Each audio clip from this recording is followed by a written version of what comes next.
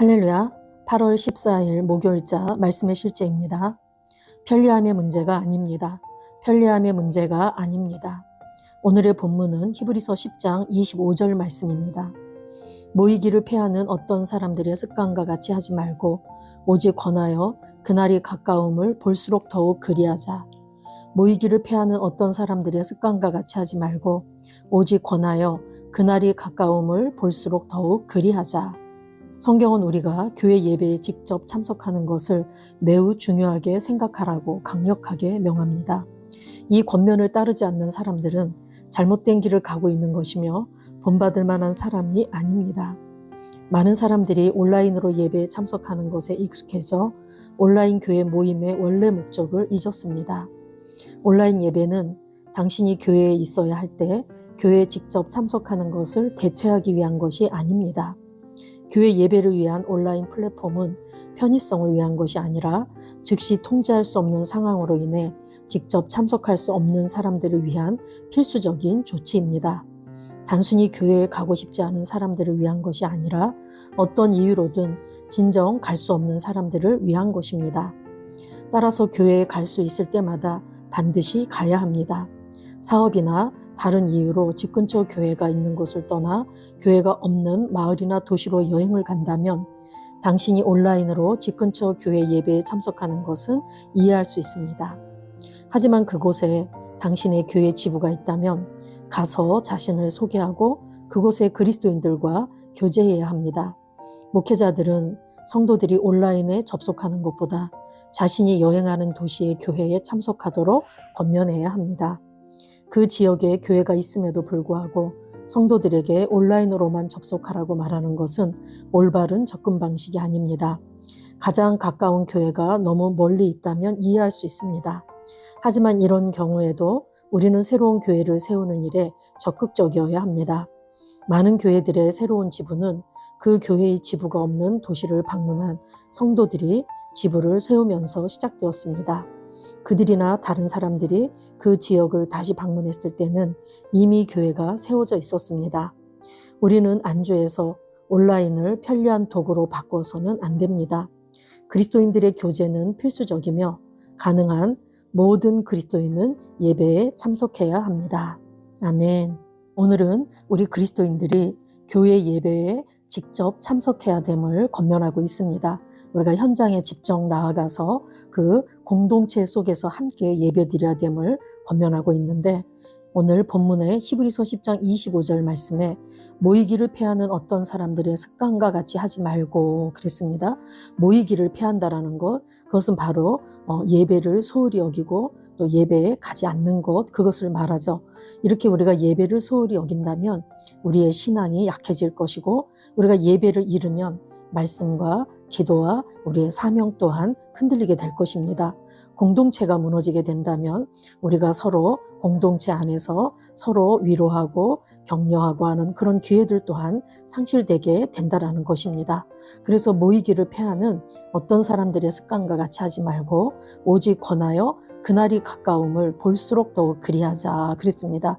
이제 예수님이 재림이 오실 날이 가까운 이때에 우리가 그것을 잘 안다면 지금이 마지막 때 말세의 지말이라는 것을 안다면 우리는 주님이 오시기 전까지 더더욱 모이기에 힘쓰는 그런 자들이 되어야 될 줄로 믿습니다. 이사야 43장 21절 말씀에 이 백성은 내가 나를 위하여 지었나니 나를 찬송하게 하려 함이라 나의 찬송을 부르게 하려 함이라 라고 말씀합니다. 우리 인간들의 존재의 목적은 결국 하나님을 영광에 내는 것, 즉 하나님께 영광 돌리는 것이라고 할 수 있습니다. 우리 인간의 최고의 가치는 우리 안에 있는 하나님의 형상과 모양이 바깥으로 드러날 때 그것을 우리가 인간의 가치라고 하고 그 최고의 가치를 올려드리는 게 바로 하나님을 영광하는 것, 영광에 내는 것, 영광 돌리는 것이라고 말할 수 있습니다. 그리고 하나님을 영광에 내는 것의 최고봉은 바로 예배입니다. 예배, 워십은 하나님의 가치를 인정하고 경배하는 것, 하나님의 가치를 우리가 인정하고 영광 돌리는 행위를 우리가 워십, 예배라고 합니다. 그래서 예배는 성도들의 그 영혼의 호흡이자 하나님의 임재로 들어가는 문이기 때문에 다른 어떤 것보다도 우선해야 될 줄로 믿습니다. 우리가 예배를 드릴 때에 물론 매일의 삶 속에서 우리가 삶의 예배를 드려야 될 줄로 믿지만 또한 우리가 주일이나 또 정해진 시간에 드리는 공예배 때 이렇게 교회 공동체가 함께 드리는 공예배의 중요성도 우리가 잘 알아야 될 줄로 믿습니다. 우리가 두세 사람이 모인 곳에 나도 그들 중에 함께 있겠다고 예수님이 말씀하셔서 우리가 이렇게 함께 모여서 예배할 때 그때 우리는 하나님께 감사를 올리게 되고 하나님께 찬양을 하며 우리의 삶의 전반의 것들을 가지고 하나님께 영광을 올려드립니다. 우리의 몸과 마음과 물질과 시간을 올려드리고 또한 우리가 함께 모여서 이렇게 찬양하고 말씀을 나누고 기도할 때 우리는 그 공동체에 부어주시는 하나님의 임재를 경험하게 되고 또한 성령의 능력을 다시금 더 재충전하는 그런 시간이 될 줄로 믿습니다. 그런데 우리가 이제 몇 년 전에 전 세계적으로 코로나라는 그러한 대재앙 가운데서 우리가 정말 어쩔 수 없이 이렇게 오프라인 예배를 드릴 수 없는 그런 상황이 있었습니다. 그럴 때 이제 교회도 어쩔 수 없이 이렇게 온라인 플랫폼을 통해서 온라인 예배를 드렸습니다. 그런데 지금은 얼마든지 교회를 갈 수 있음에도 불구하고 2030 많은 이 젊은 세대들이 교회에 가지 않고 온라인으로 서핑을 즐기고 있는 분들이 너무나도 많습니다. 코로나 이후로 정말 몇백만 명의 성도들이 떨어져 나갔다라고 하는데 우리가 예배당을 찾아 나아가서 예배를 드리지 않고 정말 내가 게으르거나 나태하거나 또는 내 기준을 가지고 유튜브의 어떤 말씀만 초이스해서 이렇게 듣는 거 그것을 우리는 예배 드렸다고 하는데 그것은 절대적으로 예배라고 할 수 없습니다. 온라인 예배라는 것은 우리가 피치 못할 때 정말 어쩔 수 없을 때 진정으로 가고 싶지만 갈 수 없는 상황이 주어졌을 때 그럴 때 드릴 수 있는 게 온라인 예배지 성경 구약에서나 신약에서나 우리가 어느 때나 예배는 함께 모여야 된다는 것을 우리가 꼭 인식하고 기억해야 될 줄로 믿습니다. 우리가 예배의 모형을 보면은 먼저는 창세기에 가인과 아벨의 그 예배, 가인과 아벨의 제사를 통해서 우리가 어떠한 예배를 드려야 될지를 또 스스로가 잘 점검해 봐야 될 줄로 믿습니다. 하나님께서 원하시는 하나님께서 말씀하신 대로의 방식으로 예배를 드리는가 아니면 내가 원하는 대로 내 방식으로 예배를 드렸는가에 따라서 정말 하나님께 연락되는 예배가 있고 그렇지 않은 예배가 있음을 우리는 가인과 아벨의 제사를 통해서 알 수 있습니다. 또한 이스라엘 백성들의 삶 속에서도 그들이 율법을 준수해야지 되기 때문에 하나님께 예배는 드리지만 즉 제사도 드리고 함께 모여 예배를 드리기는 하지만 그들의 형식은 있지만 알맹이가 빠진 그들의 마음과 뜻과 정성을 하나님께 드리는 것이 빠진 그런 예배를 드렸을 때 정말 그들이 민족적으로 고통과 환난을 겪었던 것을 우리가 정말 상기한다면 예배의 본질을 잘 알고 온전한 예배로 우리가 나아가야 될 줄로 믿습니다. 저와 여러분은 하나님을 찬양하기 위해서 세워진 하나님의 친백성들입니다. 그러하기 때문에 어느 때나 우리가 예배 드릴 때 정말 기쁨과 감사로 드려야 될 줄로 믿습니다. 시편 122편 1절에 다윗은 이렇게 고백합니다. 사람이 내게 말하기를 여호와의 집에 올라가자 할 때에 내가 기뻐하였도다. 다윗은 성전에 갈 때마다 하나님을 예배하러 갈 때마다 이렇게 찬송시를 지었고 찬양으로 영광을 올려드렸으며 기뻐하고 감사했다라고 시편 곳곳에 이렇게 기록되어져 있습니다. 저와 여러분이 하나님을 예배할 때 때로는 이렇게 보면은 예배의 주체가 무엇인지를 우리가 놓치고 예배를 드릴 때가 있죠.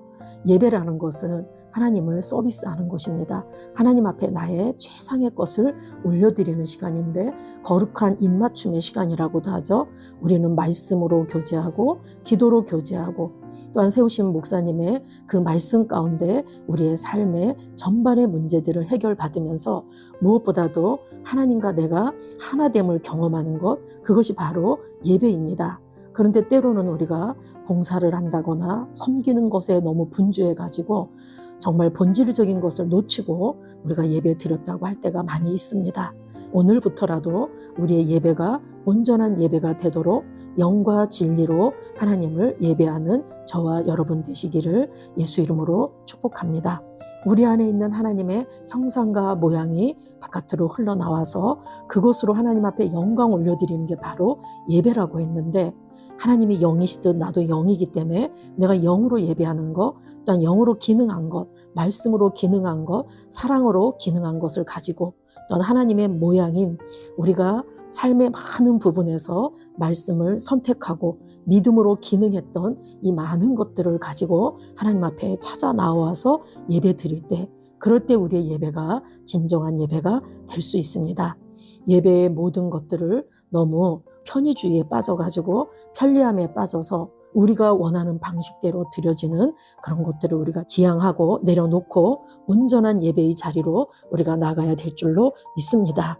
사도행전 2장 42절에 그들이 사도의 가르침을 받아 서로 교제하고 떡을 떼며 오로지 기도하기를 힘쓰니라 그랬습니다.